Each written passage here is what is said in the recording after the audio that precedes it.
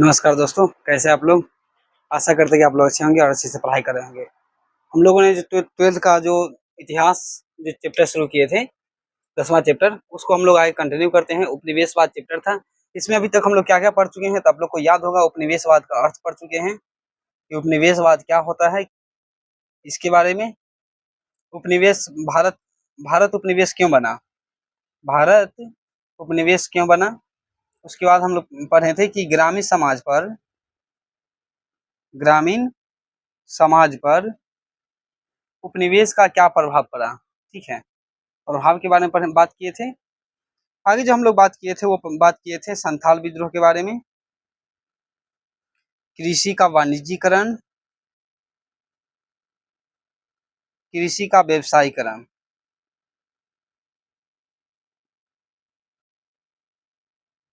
ठीक है। इतना बात हो गया था। एक धन निष्कासन का सिद्धांत पढ़े थे, धन निष्कासन का सिद्धांत, ठीक है। उसी कड़ी में हम लोग एक महत्वपूर्ण टॉपिक हम लोग पढ़ने जा रहे हैं, जिसका नाम है ब्रिटिश शासनकाल के दौरान संवैधानिक विकास। सबसे महत्वपूर्ण टॉपिक है ये। आपको यहाँ ही नहीं, आने वाले बहुत सारे कंपटीशन एग्जाम में भी काम देने वाला है। ध्यान से समझने की कोशिश कीजिएगा, हो सके तो आप इसको नोट डाउन भी कर लीजिएगा अपने कॉपी में। आइए समझते हैं इसको। देखिए, ये है क्या, पहले यही समझते हैं। संवैधानिक विकास का क्या तात्पर्य है, यानी संविधान का विकास कब? अंग्रेजों के समय, है ना। अब अब आपके मन में ये सवाल होना होना चाहिए कि सर, संविधान का विकास अंग्रेज क्यों करेंगे भारत में, है ना। तो इसको समझने के लिए एक बैकग्राउंड समझिए। जैसे जब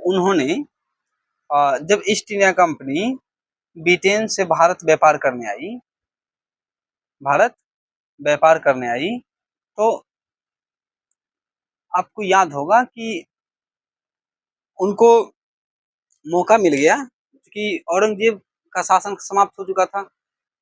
प्लासी वो कर्नाटक युद्ध जीत चुके थे, फ्रांस को हरा चुके थे। और उनको मौका मिल गया था, तो इसलिए इसने क्या किया, बंगाल के नवाब को हराकर प्लासी की लड़ाई, हम लोग पिछले क्लास में ही पढ़े हैं, प्लासी की लड़ाई। अब प्लासी की लड़ाई के माध्यम से क्या किया इन्होंने कि बंगाल के जो नवाब हैं, है ना, उनको हटा दिया। 1764 में बक्सर की लड़ाई, 1764 में बक्सर की लड़ाई, इसके तहत क्या किया इन्होंने कि जो, अच्छा हाँ, इसी चूंकि ये भारत के जो शासक वो हार चुके हैं, तो 1765 में, कब? 1765 में क्या हो रहा है, इलाहाबाद की संधि हुई थी। अगर आप पिछले वीडियो नहीं देखे तो एक बार जाके देख लीजिए, ठीक है। इलाहाबाद की संधि हुई थी। इलाहाबाद की संधि के तहत जो मुगल शासक है, मुगल शासक कौन है?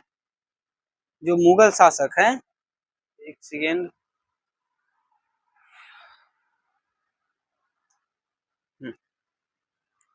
जो मुगल शासक है, मुगल शासक अवध के नवाब और कौन, याद होगा आपको, जो मीर कासिम है ना, उनको इलाहाबाद संधि के तहत अंग्रेजों के अधीन बना दिया गया। अब ये जो अंग्रेजों के अधीन बनाया गया, ठीक है, तो इसके तहत बंगाल पर एक प्रकार से नियंत्रण हो गया। किनका नियंत्रण हो गया? अंग्रेजों का। अंग्रेजों का नियंत्रण हो गया बंगाल पर, ठीक है। अब जब बंगाल पर नियंत्रण हो गया, जो जो ईस्ट इंडिया कंपनी केवल व्यापार के तौर पर, व्यापारिक तौर पर भारत में व्यापार करने आई थी, अब वो व्यापार के साथ साथ प्रशासन को भी देखने लगा। प्रशासन प्लस व्यापार दोनों को देखने लगा। ऐसे में 1765 में ही बंगाल में द्वेष शासन की स्थापना होती है। हम लोग पिछले क्लास में पढ़ चुके हैं, बंगाल में द्वेष शासन, है ना। ये क्या था कि पैसा वसूलने का काम, सही था, पैसा वसूलने का काम अंग्रेज करेंगे और प्रशासन चलाने का काम बंगाल की जो नवाब होगा वो करेगा, है ना। तब ऐसे में ईस्ट इंडिया कंपनी 1765 से लेकर 1772 तक, 72 तक समझ लीजिए कि अब ये बंगाल का पूरा लूट मार करने लगेगा। क्यों? कि बड़े पैमाने पर यहाँ का संपत्ति ब्रिटेन की ओर, है ना, मूव करेगा। तब ऐसे में जो ईस्ट इंडिया कंपनी के कर्मचारी हैं, है ना, कर्मचारी, उनको भी मौका मिल जाएगा बंगाल में, चूंकि उसको रोकने वाला होगा नहीं कोई, तो ये निजी व्यापार भी करने लगेंगे। निजी व्यापार मतलब कंपनी के लिए नहीं, खुद के लिए व्यापार करने लगेंगे। अब ऐसे में क्या हुआ कि कर्मचारी लोग तो आगे बढ़ रहे थे, मतलब कर्मचारी लोग तो संपन्न हो रहा था, लेकिन ईस्ट इंडिया कंपनी जो कंपनी थी वो डूबने लगी थी। ऐसे में जब ईस्ट इंडिया कंपनी ने ब्रिटिश संसद से कर्ज के लिए बात हुआ, तो ऐसे में ब्रिटेन के लोगों को लगने लगा या संसद को कि ये क्या हो गया, है ना, भारत में जो ईस्ट इंडिया कंपनी व्यापार करने गई थी अब वो नीचे डूब रही है, जबकि कर्मचारी तो अमीर हो रहे हैं। तब ऐसे में ईस्ट इंडिया कंपनी को नियंत्रित करने के लिए रेगुलेटिंग एक्ट लाया गया 1773 में पहली बार। 1773 में क्या लाया गया? रेगुलेटिंग एक्ट, है ना। यानी ब्रिटिश संसद क्या कर रही है? कंपनी को रेगुलेट करने के लिए, ईस्ट इंडिया कंपनी को रेगुलेट करने के लिए 1773 में रेगुलेटिंग एक्ट ला रही है। और 1773 के साथ साथ 1784, 1786, 1793, 1813, 1833, 1853, यानी आने वाला लगातार, है ना, ब्रिटिश संसद भारत के लिए अब नए नए कानून ला रहा है। क्यों? क्योंकि भारत पर नियंत्रण बनाए रखना है। तो हम लोग इसी संवैधानिक विकास को पढ़ने वाले हैं, एक तो कंपनी के अधीन और दूसरा क्राउन के अधीन। जो कंपनी के अधीन हम लोग पढ़ने वाले हैं वो पढ़ने वाले हैं 1773 यानी रेगुलेटिंग एक्ट से लेकर 1858 तक। और जो क्राउन के अधीन संवैधानिक विकास पढ़ेंगे वो पढ़ेंगे 1858 से लेकर 1947 तक। ठीक है, तो हम लोग अभी शुरू करने वाले हैं कंपनी के अधीन संवैधानिक विकास। ठीक है, बैकग्राउंड समझ में आ गया होगा क्यों लाया गया। ब्रिटिश संसद क्या कर रही है? भारत के लिए कानून बना रही है, इसी को बोला जा रहा है संवैधानिक विकास, है ना। दो रूप में हम लोग देखेंगे, कंपनी के अधीन और दूसरा क्राउन के अधीन। चलिए शुरू करते हैं यहाँ से, है ना। एक एक करके ध्यान से सुनना है, अगर हो सके तो आप नोट डाउन भी कर सकते हैं अपने कॉपी में। ठीक है, चलिए आइए समझिए।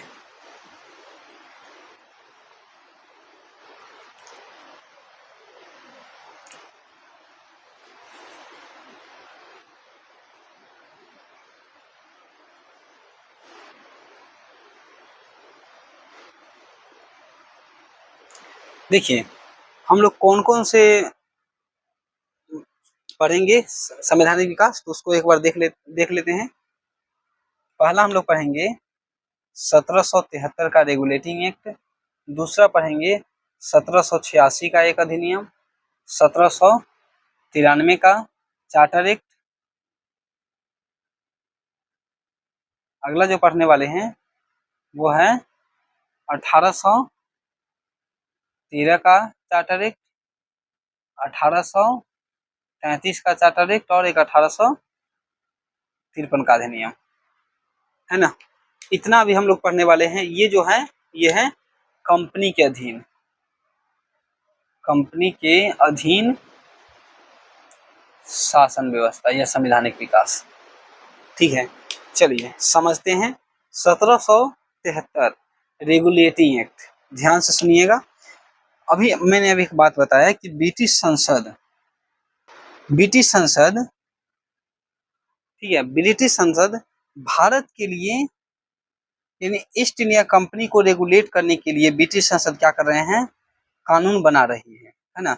इसको का नाम दिया जा रहा है रेगुलेटिंग एक्ट। ये शुरुआत होती है 1773 से, है ना। 1772 में क्या हुआ था? बंगाल में द्वेष शासन की समाप्ति हुई थी वॉरेन हेस्टी के समय, है ना।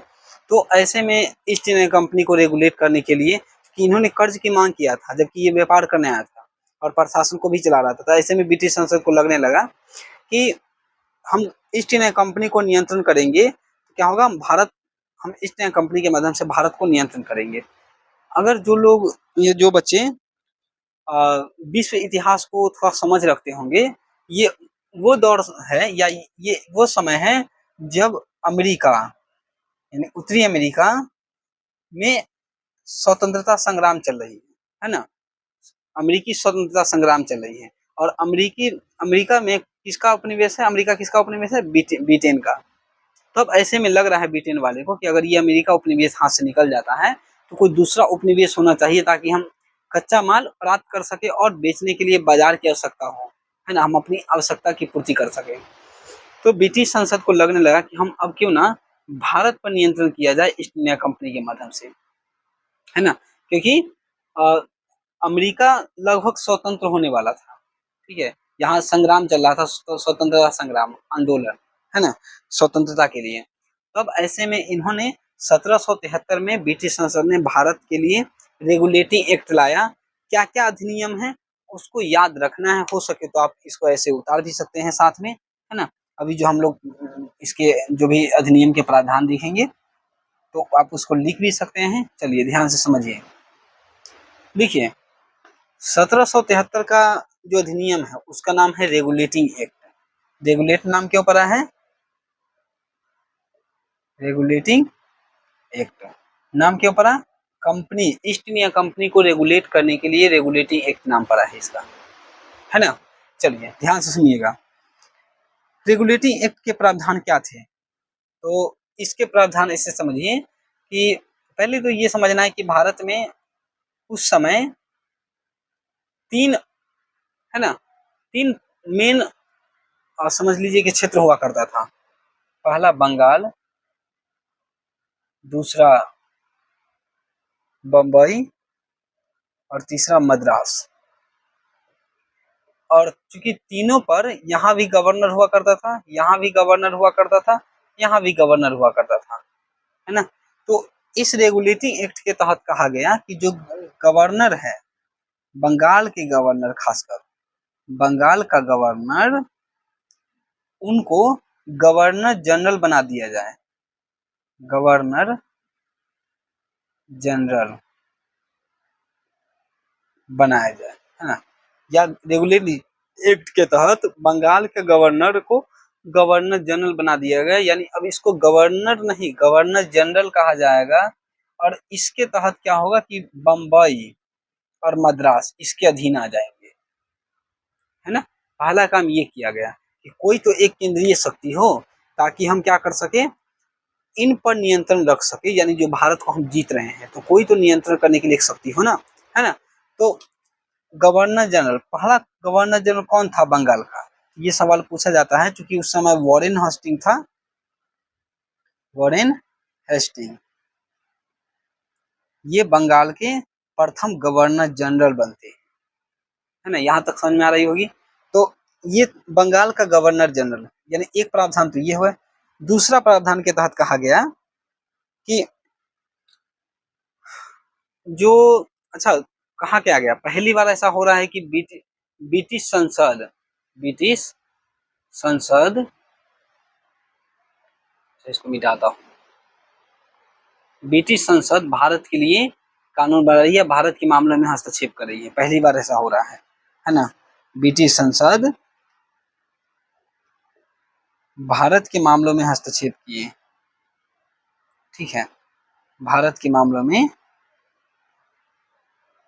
पहली बार ऐसा हुआ। देखिए इसी अधिनियम के तहत, ये तो दूसरा बात हुआ, अगला बात जो है, इसी अधिनियम के तहत कहा गया कि जो कलकत्ता में एक सुप्रीम कोर्ट होना चाहिए, कोलकाता या कलकत्ता में एक सुप्रीम कोर्ट होना चाहिए, यानी सुप्रीम कोर्ट बना 1774 में पहली बार, किस अधिनियम के तहत, रेगुलेटिंग एक्ट के तहत। रेगुलेटिंग एक्ट के तहत सुप्रीम कोर्ट बना पहली बार, है ना, कलकत्ता में, एक एक केंद्रीय न्यायालय समझ लीजिए, ठीक है। अभी के ना हाई सुप्रीम कोर्ट है दिल्ली में, उसी प्रकार, है ना। तो ये इसका मेन बात है ना। इसके प्रावधान को याद रखिएगा, आपको बहुत सारे आने वाला एग्जाम में काम देने वाला है ना। बोर्ड एग्जाम में तो काम देगा ही, आने वाला कंपटीशन एग्जाम में भी काम देगा। तो यहाँ तक समझ में आ गया, ठीक है। अब जो हम लोग अगला अधिनियम पढ़ेंगे 1786 का अधिनियम, 1786 का अधिनियम, 1786 यहीं लिख देता हूँ। दरअसल ये कुछ नहीं है, ये उस समय के जो लॉर्ड कॉर्नवालिस, आप लोग नाम सुने हैं, लॉर्ड कॉर्नवालिस। इन्होंने भारत में आने के लिए 2 शर्त रखी थी। पहला शर्त कि हमको सेनापति का पद दिया जाए और दूसरा इन गवर्नरों का आदेश न मानने का अधिकार हो, है ना। तो लॉर्ड कॉर्नवालिस जो है उनके लिए 2 शर्त थी, मतलब इन्होंने हालांकि रखा था ब्रिटिश संसद के समक्ष कि हमको 2 शर्त है मेरा, है ना, 2 शर्त, इसको पूरा किया जाए उसके बाद हम भारत जाएंगे। देखिए लॉर्ड कॉर्नवालिस है कौन, आप लोग पढ़े होंगे अमेरिकी स्वतंत्रता संग्राम, ब्रिटेन की तरफ से ये सेनापति लड़ रहा था, सेनापति की तरफ से, मतलब सेनापति का पद था इसका, है ना। तो ये सेनापति था और अमेरिका स्वतंत्रता संग्राम में इन्होंने भाग लिया था। भारत में जब आया इन्होंने तो बड़े पैमाने पर सुधार किया। पहले के समय में क्या होता था, मतलब 1793 से पहले तक, 90 से पहले तक, कि अगर कोई आदमी दो आदमी अगर विवाद हो जाए, एक आदमी बोला कि मैं तुमको माफ कर दिया तो माफ हो जाता था, लेकिन इन्होंने कहा कि ऐसा नहीं होगा, अगर गलती किया है तो गलती का सजा मिलेगा ही, है ना। कानून का शासन हम बोल सकते हैं, पहली बार कानून का शासन, आधुनिक पुलिस व्यवस्था की शुरुआत, कलेक्टर की पद की शुरुआत, ताकि गांव में रेवेन्यू यानी राजस्व की वसूली किया जा सके, है ना। सोचिए उस समय पूरे मतलब समझिए कि मतलब कलेक्टर को सबसे ज्यादा वेतन मिलता था, है ना। इन्होंने शुरुआत किया था। आपको याद होगा बंगाल में क्या किया था इन्होंने, बंगाल में अस्थायी बंदोबस्त की शुरुआत किया था, बंगाल बिहार उड़ीसा के क्षेत्रों में, है ना। तो ये बात अगर लिखना हो तो लिख सकते हैं, वरना आगे हम लोग बढ़ते हैं, ठीक है। 1793 का जो अधिनियम है वो बेसिकली क्या है, दरअसल 1793 के अधिनियम को चार्टर एक्ट कहा गया है। हालांकि यहाँ पर एक और है 1784 का, है ना, पिट्स इंडिया एक्ट कहा जाता है उसको। पिट्स इंडिया एक्ट दरअसल कुछ नहीं है, इसमें क्या क्या था कि एक बोर्ड ऑफ कंट्रोल की स्थापना किया गया था, जिसके तहत ईस्ट इंडिया कंपनी को नियंत्रित किया जा सके, है ना। 1784 के अधिनियम के तहत ये सारे के सारे कानून कौन बना रहे हैं, ब्रिटिश संसद बना रही है सारे के सारे कानून। 1786 के बाद 1793 में चार्टर एक्ट आता है ना। अब इसमें क्या क्या प्रावधान है, तो इसमें प्रावधान है कि अब जो ईस्ट इंडिया के कर्मचारी हैं, उनको जो वेतन है, उनको वेतन भारतीय राजस्व से दिया जाएगा, भारतीय राजस्व से उनको वेतन दिया जाएगा, ये कहा गया था। दूसरा इसमें कहा गया था कि अब जो कंपनी का शासन है, जो कंपनी शासन कर रही है ना भारत में, उसको 20 वर्षों के लिए बढ़ाया जाता है, 20 वर्षों के लिए बढ़ा दिया जाता है। इस अधिनियम के तहत कहा गया था, चार्टर एक्ट के तहत, है ना।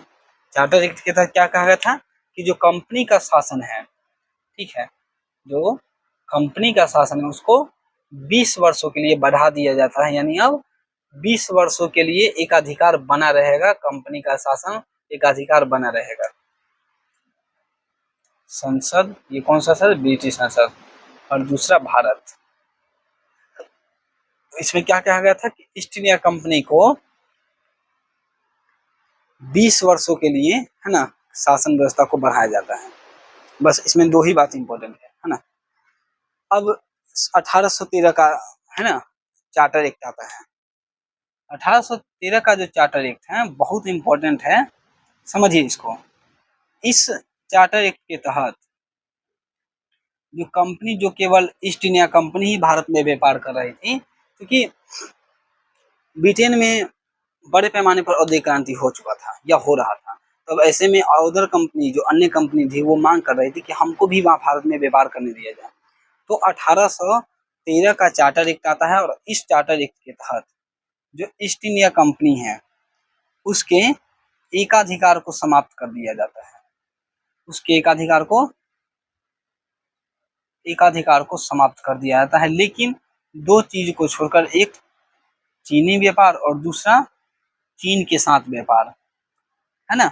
1813 का जो चार्टर एक्ट है उसमें एक प्रावधान था कि ईस्ट इंडिया कंपनी को क्या किया जाए, एकाधिकार को समाप्त कर दिया जाए। इसका तात्पर्य होगा कि जो ब्रिटेन है उसके अन्य कंपनी भी उस देश के अन्य कंपनी भी भारत आकर व्यापार कर सकती है ना, इस बात का प्रावधान है। लेकिन अभी भी दो चीज पर बना हुआ था, एकाधिकार। आइए दूसरा बात, इसमें दूसरा प्रावधान था कि जो ईसाई मिशनरी है, ईसाई मिशनरी का मतलब यहाँ पर जो ईसाई धर्म के प्रचारक है, ईसाई धर्म के प्रचार करने वाले हैं, उनको भारत आने की अनुमति मिल गई है ना, उनको भारत आने की अनुमति मिल गई है ना।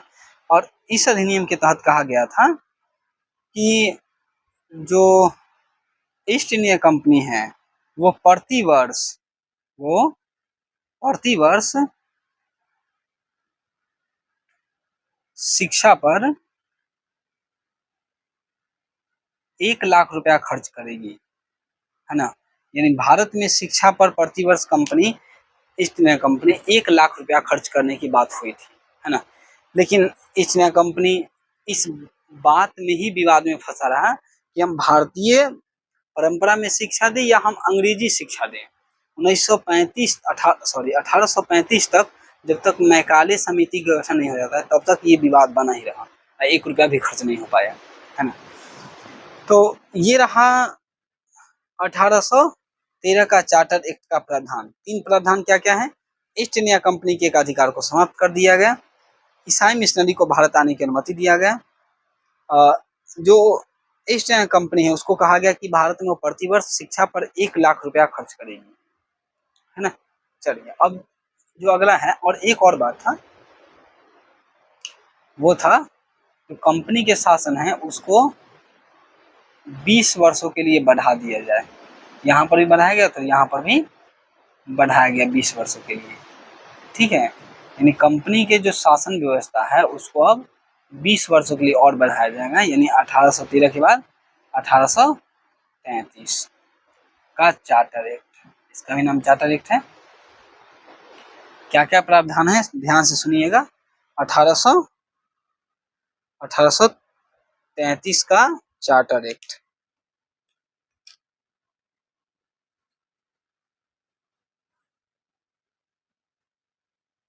चार्टर एक्ट देखिए, इसमें इस अधिनियम के तहत जो ईस्ट इंडिया कंपनी है इनके एकाधिकार को पूर्णतः समाप्त कर दिया गया, एकाधिकार को पूर्णतः समाप्त कर दिया गया, यानी जो 2 चीज में बचा हुआ था उसको पूरी तरह से खत्म कर दिया गया, यानी अब कोई भी कंपनी आकर यहाँ व्यापार कर सकती है। अगला जो था वो जो बंगाल का गवर्नर था ना, बंगाल का गवर्नर जनरल है ना, उसको भारत का गवर्नर जनरल बना दिया गया। भारत का गवर्नर जनरल बना दिया गया। पहला गवर्नर जनरल कौन था? तो लॉर्ड विलियम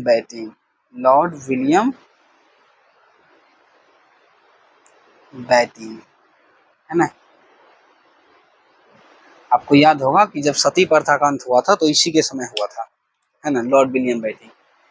1833 का जो चार्टर एक्ट है उसके तहत ईस्ट इंडिया कंपनी को जो एकाधिकार है वो पूरा तरह से समाप्त कर दिया गया।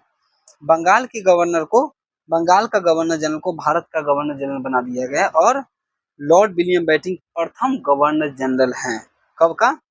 तो 1833 के अधिनियम का। और एक और बात है कि अब कंपनी के शासन को यहाँ पर भी 20 वर्षों के लिए बढ़ाया गया, ठीक है, यहाँ तक समझ में आ रही है। अब जो अगला अधिनियम पारित होगा वो होगा 1853 का अधिनियम। इसमें बेसिकली क्या बात है, इसमें कहा गया था कि जो भारत में जो सिविल सेवा होता है ना, उसकी प्रतियोगिता परीक्षा कराया जाएगा, यानी अब जो नियुक्त नहीं किया जाएगा है ना, अब इसके लिए एग्जाम होगा है ना, तो ये बात था। और दूसरा इसमें कहा गया था कि ईस्ट इंडिया कंपनी से शासन को किसी समय वापस लिया जा सकता है, यानी जो 20 वर्षों के लिए बढ़ाया जा रहा था वो नहीं बढ़ाया गया, यहाँ पर किसी भी समय वापस लिया जा सकता है। लिया जा सकता है, इसमें कहा गया था, है ना। आगे हम लोग हालांकि पढ़ेंगे 1857 में क्रांति होती है, 1857 की क्रांति, और ईस्ट इंडिया कंपनी ब्रिटिश संसद को लगने लगता है कि अब प्रत्यक्ष रूप से शासन को ले लेना चाहिए, तो 1858 का अधिनियम पारित करता है ब्रिटिश संसद, और ईस्ट इंडिया कंपनी से शासन को खुद क्राउन अपने हाथों में शासन को ले लेगी, है ना। तब ऐसे में हम देखेंगे कि ईस्ट इंडिया कंपनी अब जो प्रशासनिक काम भी कर रही थी, अब केवल व्यापारिक काम करेगी 1858 से अधिनियम से। तो 1858, 1861, 1892, 1909, 1919 और 1935, ये इतना जो अधिनियम है उसको हम लोग अगली क्लास में देखेंगे। तब तक हम लोग इतना ही पढ़ते हैं जो कंपनी के अधीन शासन है उनको, है ना। एक बार में अगर पढ़ेंगे तो और बाउंस करने लगेगा, क्या पढ़े हैं वो फिर, है ना, औज मौज हो जाएगा। इसलिए आप लोग क्या कीजिए, इतना बात हो सके तो आप अपने कॉपी में नोट डाउन कर लीजिए। कहीं पर अगर समझ में नहीं आता है तो आप लिख सकते हैं। 1784 में क्या हुआ है, बोर्ड ऑफ कंट्रोल की स्थापना, बोर्ड ऑफ कंट्रोल की स्थापना हुई थी। चलिए, तो ये बात था ब्रिटिश शासनकाल के दौरान संवैधानिक विकास का। बताइएगा क्लास कैसा लगा, है ना, क्योंकि ये मैं तो पहले ही बताया हूँ कि ये डिजिटल बोर्ड नहीं है, तो मैं पीपीटी लाकर ऐसा नहीं कि मैं एकदम आपको पढ़ा दूँ। डिजिटल बोर्ड भी होता तो मैं ऐसे ही पढ़ाता, ठीक है। कंसेप्ट को समझना ज़्यादा जरूरी है। अगर क्वेश्चन आंसर जाइएगा याद करने तो कितना समय तक याद है, लेकिन अगर आप एक क्रोनोलॉजी याद रखते हैं कि इसके बाद क्या हुआ, इसके बाद क्या हुआ है, तो आपको वो ना लंबे समय तक याद रहता है ना। तो लंबे समय तक याद रहे इसके लिए आवश्यक है कि थ्योरी पढ़े, कंसेप्ट को समझे, है ना। इसलिए क्या कीजिए, इसको आप लिखिए, समझिए, पढ़िए इसको, है ना। और उसके बाद क्वेश्चन आंसर जाइए बनाने, देखिए आराम से कैसे नहीं बनता है सवाल, आपसे आराम से बनेगा, है ना। तो बहुत ही ईमानदारी के साथ पढ़िए। जो अभी के समय में चूंकि बहुत ज़्यादा कंपटीशन है, अगर आप थ्योरी के साथ नहीं पढ़ते हैं तो ये आपके लिए बहुत ही, है ना, नुकसान की बात है, ठीक है। थ्योरी के साथ पढ़िए, ईमानदारी से पढ़िए, बताइए कहाँ पर समझ में नहीं आता है ना। जवाब देने के लिए मैं यहाँ पर उपस्थित हूँ। अगले वीडियो में अगले वीडियो में हम लोग बात करेंगे कि क्राउन के अधीन कौन कौन से शासन व्यवस्था आया, कौन कौन से प्रावधान थे, है ना। 1947 का भी अधिनियम देखेंगे आगे चल के। तो तब तक के लिए इतना, है ना। धन्यवाद आप सभी का, आप लोग क्लास में यहाँ तक बने रहें।